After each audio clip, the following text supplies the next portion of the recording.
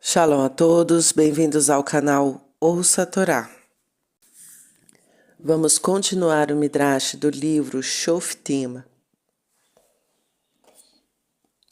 Quando uma raposa é perseguida, ela não corre para frente, mas se esquiva para o lado e até corre para trás. Da mesma forma, os Pelistim retrocederam em sua palavra e quebraram duas promessas. Primeiro, havia um tratado entre Avraham e Avimelech, rei dos Pelistim, para não se ferirem pelas próximas 3 gerações. Esse tratado ainda era válido, já que os Pelistim eram a 3ª geração desde Abraão. Os Pelistim o haviam quebrado quando atacaram Bnei Israel. Eles se comportaram como raposas que retrocedem. Segundo, o sogro de Shimshon havia prometido dar sua filha a ele como esposa, mas depois os Pelistim concordaram quando o sogro a levou para longe dele. Mais uma vez eles voltaram em sua palavra como raposas que voltam. Para tornar as coisas ainda mais claras, Shimshon amarrou as raposas pelas caudas, de modo que elas ficassem presas umas às outras por trás. Ele mostrou aos Pelistim que eles haviam voltado em sua palavra em vez de mantê-la. Quando os Pelistim descobriram que seus campos de cereais estavam em chamas, eles tornaram-se selvagens. Quem fez isso? Eles perguntaram. Eles disseram: Shimshon, o judeu, está com raiva porque o sogro levou a esposa e a deu a outra pessoa e ele fez isso por vingança. Os Pelistim queriam acalmar Shimshon. Como eles fizeram isso? Tomando a esposa e o pai dela e queimando-os até a morte. Eles consideraram isso uma punição adequada, uma vez que os dois haviam causado a queima de suas colheitas. Assim, vemos que a esposa de Shimshon não ganhou nada enganando. Durante a festa, os Pelistim a ameaçaram. Se você não nos disser a resposta para o enigma, queimaremos sua casa e a do seu pai. No final, ela disse o que eles queriam saber e foi queimada mesmo assim. Shimshon disse: Vocês deveriam ter punido minha esposa e o pai dela quando ela se casou com outro homem, mas vocês ficaram em silêncio. Vocês só fizeram isso agora porque eu queimei seus campos e vocês têm medo de mim. Bem, eu ainda não terminei com vocês. Shimshon continuou a fazer muito mal aos Pelistim. Com sua grande força, ele matou um grande número de cavaleiros e soldados de infantaria. Então ele voltou para Eretz Israel. Os Pelistim ficaram furiosos, mas como Shimshon havia planejado e esperado, eles não culparam todos os Bnei Israel. Eles estavam ocupados conspirando apenas contra ele. E enquanto eles estavam ocupados como Shimshon, os Bnei Israel tiveram um período de descanso de seus ataques. Shimshon continua a atingir os Pelistim. Os Pelistim queriam matar Shimshon, mas eles temiam que, mesmo que todo o seu exército se opusesse a ele, Shimshon poderia dominá-lo. Só havia uma maneira. Eles ordenariam que os judeus o capturassem, amarrassem e o entregassem a eles. Então poderia matá-lo. Um dia, os judeus notaram um grande exército pelístio marchando para sua terra. Eles ficaram apavorados. O exército dos Pelistim montou o acampamento em Lehi, localizado na terra de Shevet Yehudá. Os judeus da Shevet Yehudá conseguiram perguntar aos soldados inimigos qual era o objetivo dessa visita. Estamos aqui para pegar Shimshon, responderam os Pelistim. Amarre-o e entregue-o a nós. Queremos fazer com ele o que ele fez conosco. Os homens de Judá não tiveram escolha. Eles foram a Shimshon e reclamaram. Você sabe que os Pelistim são nossos dominadores. Por que você voltou para Eretz Israel depois de se envolver com eles?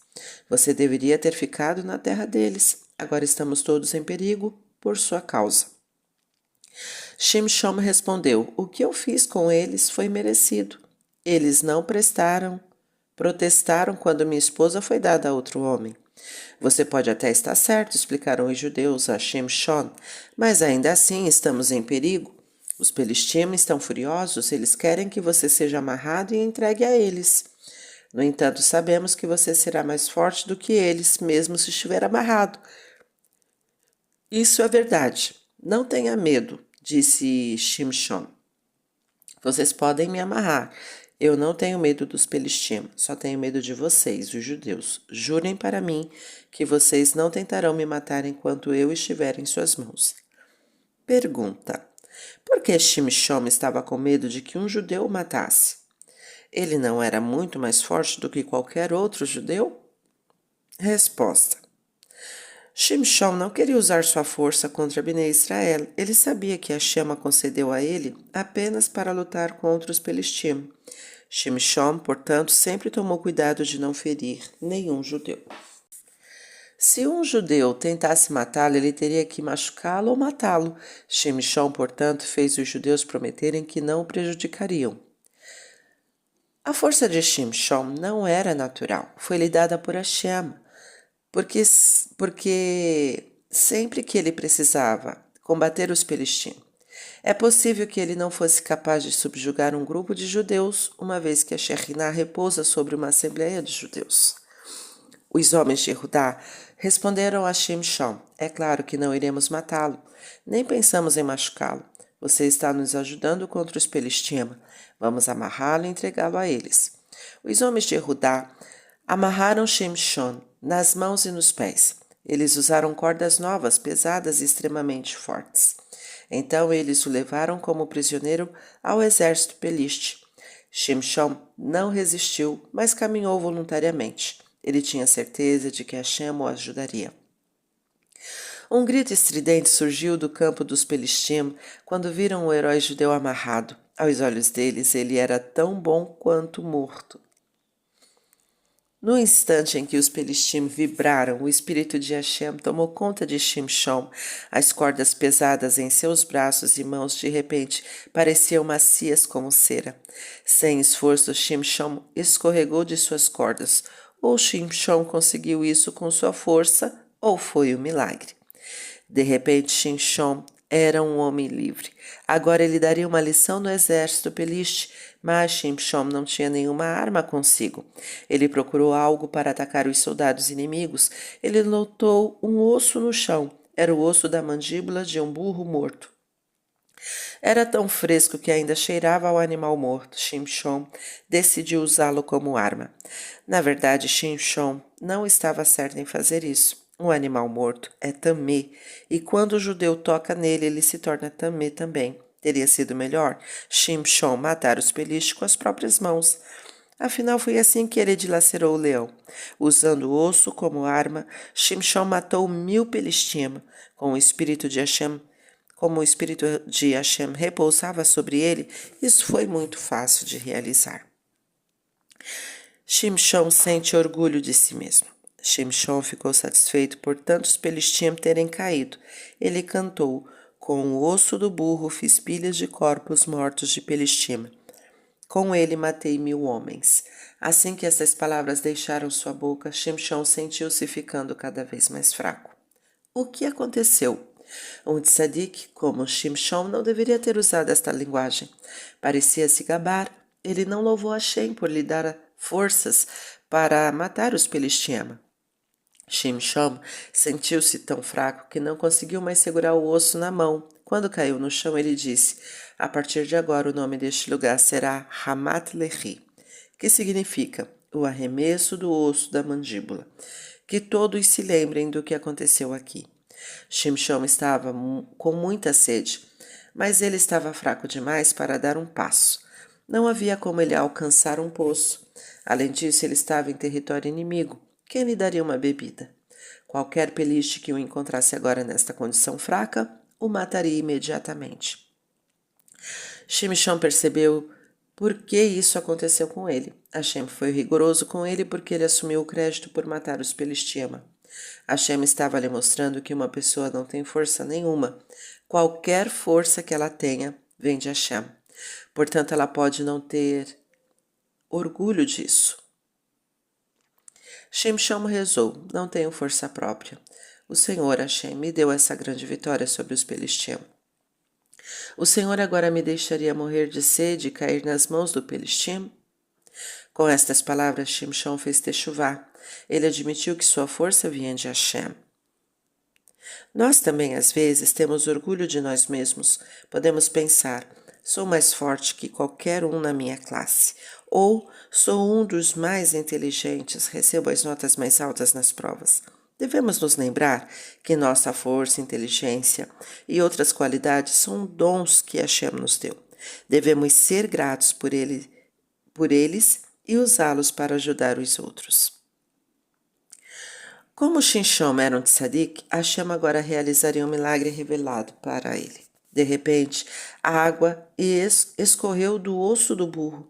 Shimshon bebeu, ele sentiu sua força retornando. Shimshon chamou o local onde isso aconteceu o poço d'água que veio clamando por Hashem. É estranho que Hashem tenha feito a água escorrer do osso de um burro. Na verdade, Hashem reprovou Shimshon por isso. Ele aludiu: como você desejou algo tamê, impuro, você recebeu água através de algo tamê, o osso do burro. Como explicamos antes, Shimshon não agiu corretamente ao pegar um osso tamê e usá-lo como arma. Ele não deveria ter tocado em nada. Talvez Hashem também estivesse indicando a ele que foi errado ter comido o mel que havia encontrado no cadáver do leão. Ele não deveria ter provado comida que encostou no animal tamê.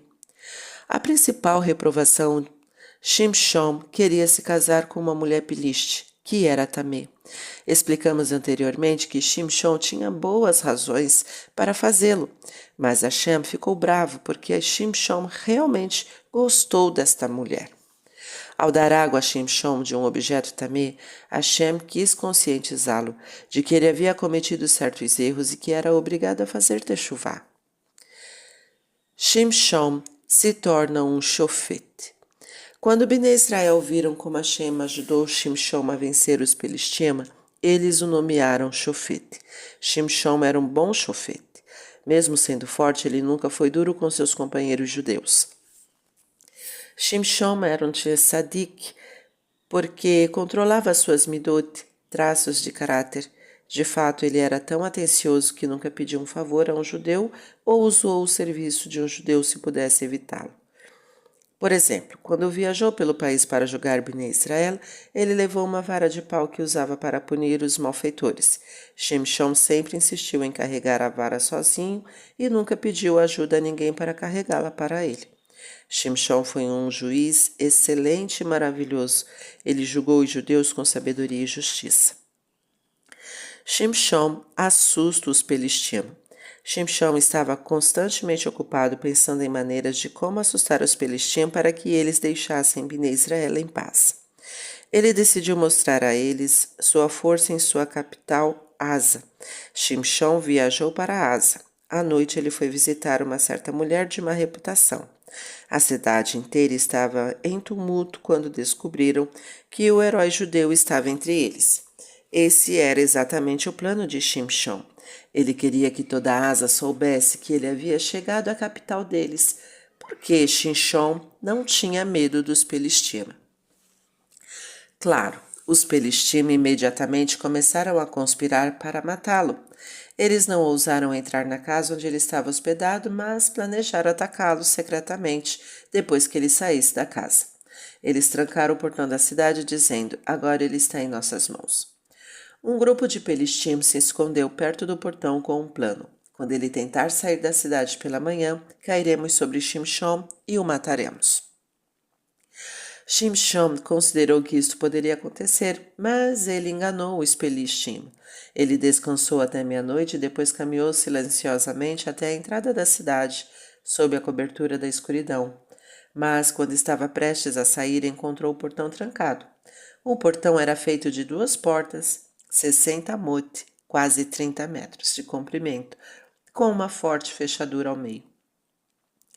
As 2 portas de metal eram muito pesadas, mas Shimshon facilmente arrancou as portas com os batentes do chão. Ele as içou em seus ombros junto com as fechaduras e saiu. Shimshon carregou essas portas pesadas como se fossem penas e levou-as para longe de Asa, até o topo de uma montanha perto de Hebron. Ele as carregou por uma distância que uma pessoa geralmente percorreria se caminhasse o dia todo. Então ele largou as portas. Esse feito incrível se tornou o tema de todas as conversas na terra dos Pelishtima. Os Pelishtim ficaram aterrorizados com Shimshon. Eles não conseguiam entender como um único homem podia ter tanta força. Por causa do medo de Shimshon, os Pelishtim não incomodaram Bnei Israel. Eles tinham medo de sua vingança. No entanto, Hashem está virado com Shimshon.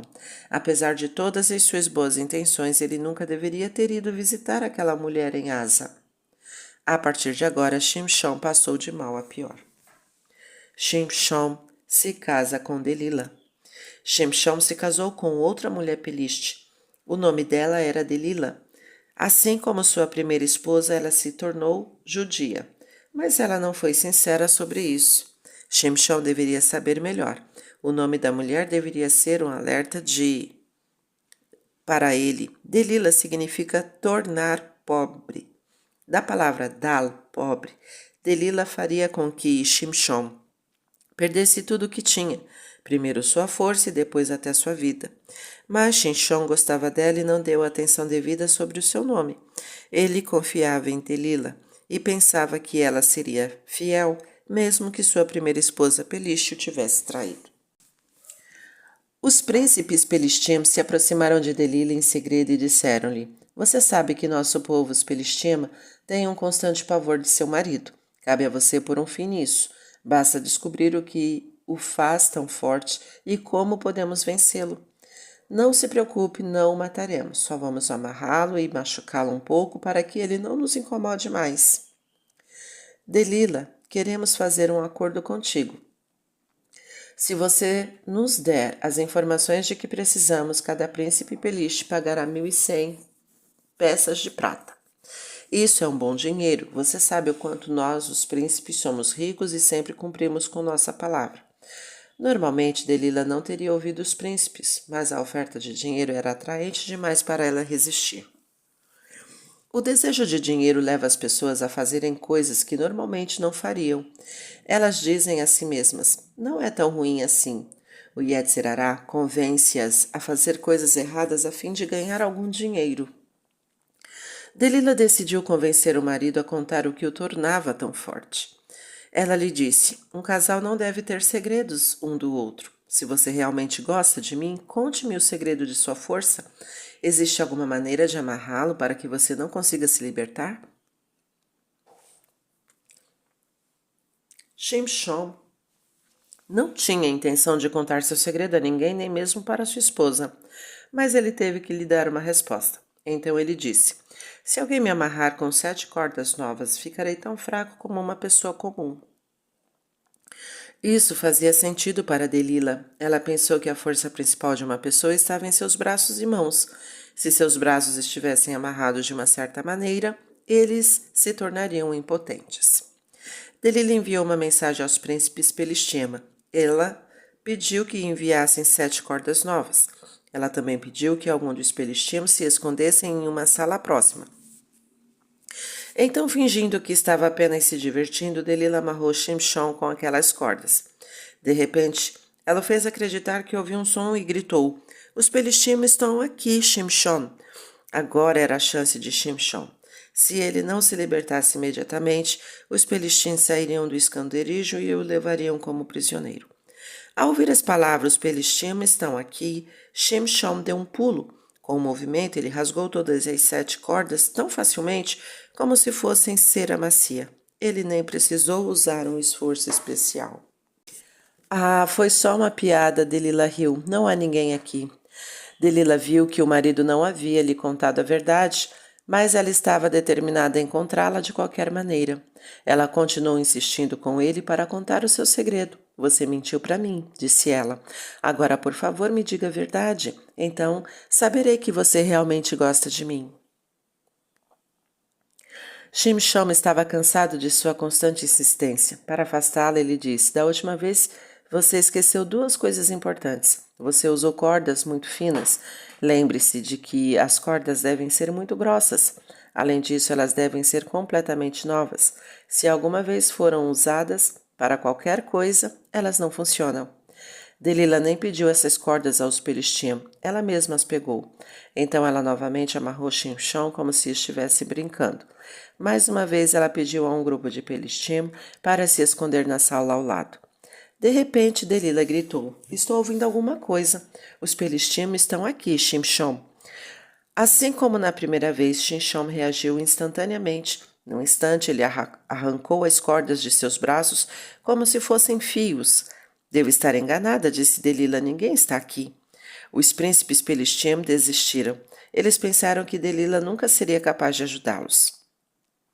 Os Pelishtim não se esconderam mais na casa de Shimshon, mas Delila estava determinada a descobrir o segredo. Ela não desistiu. 2 vezes você me traiu, disse ela a Shimshon. Você acabou de me fazer de boba. Mas agora eu realmente quero saber a verdade. Shimshon estava cansado de toda a sua persistência. Ele não aguentou mais. Ele revelou a Delila que sua força não estava como ela pensara nos braços dele. Estava no seu cabelo. Essa não era toda a verdade, mas era bem próxima disso. Você precisa aprisionar meu cabelo, explicou Shimshon a Delila. Então irei perder minhas forças. Você deve tecer 7 mechas do meu cabelo em uma armação de tecelagem. Delila sabia que Shimshon era muito cuidadoso com seus cabelos. Ele nunca a deixou tocá-los. Ela, portanto, esperou até que ele estivesse dormindo profundamente. Então colocou sua máquina de tecer ao lado dele e teceu 7 mechas do cabelo na armação de tecelagem. Ela deixou a armação presa à pesada máquina de tecer. Shimshon estava preso. Ele não conseguiu se mexer. Os Pelishtim estão aqui, Shimshon, Delila chorou. Desta vez nenhum Pelish estava escondido em sua casa, mas Delila queria testar o que aconteceria. A palavra Pelishtim, como sempre, alertou Shimshon para a ação. Ele se levantou puxando toda a pesada máquina de tecer. Ele não estava fraco. Delila falhou mais uma vez. Ela ainda não sabia o segredo dele. Você apenas finge gostar de mim, disse ela, mas você realmente não gosta. Você já me traiu 3 vezes? Delila insistia com Shimshon dia e noite. Ele odiava seu casamento. Ele sentiu que não poderia continuar vivendo assim. Ele decidiu que preferia contar a verdade à esposa do que ter uma vida tão miserável por ela. Então Shimshon finalmente disse a ela: Hashem ordenou que eu fosse um nazir para ele desde o nascimento. Eu sou proibido de cortar meu cabelo. Como sou nazir, Hashem me dá uma força especial. Se meu cabelo for cortado, eu me tornarei o mesmo que qualquer pessoa. Delila sabia que desta vez Shimshon estava dizendo a verdade. Ela enviou uma mensagem aos príncipes Pelishtim. Vocês todos podem vir agora. Ele finalmente me disse a verdade. Pergunta: como Delila sabia que desta vez Shimshon havia lhe contado a verdade? Primeiro, Shimshon disse: Eu sou um nazir de Hashem. Delila sabia que um tzadik como Shimshon nunca diria o nome de Hashem à toa. E certamente não tem relação a uma mentira. Se ele usou o nome de Hashem, significa que deve estar falando a verdade. Pensando nisso, Delila percebeu que a explicação de Shimshon fazia sentido. Ele nunca cortou o cabelo. Ele nem sequer o penteou. Ele nunca deixou tocá-lo. Ele nunca bebeu vinho. Pareceu-lhe que ele era, na verdade, um nazir e por causa disso Hashem estava lhe dando uma força sobrenatural. Vamos continuar em outro momento. Tá gostando do conteúdo do canal?